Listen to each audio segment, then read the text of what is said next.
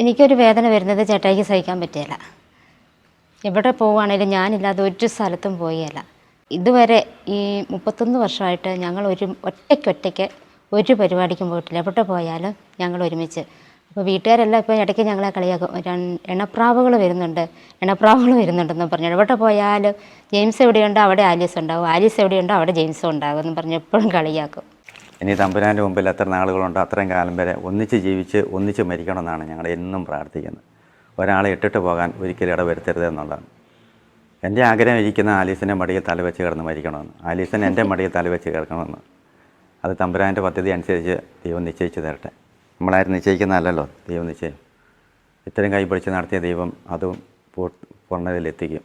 ദൈവസ്നേഹം വർണ്ണിച്ചിടാൻ വാക്കുകൾ പോരാ, നന്ദി ചൊല്ലി തീർക്കുവാനീ ജീവിതം പോരാ.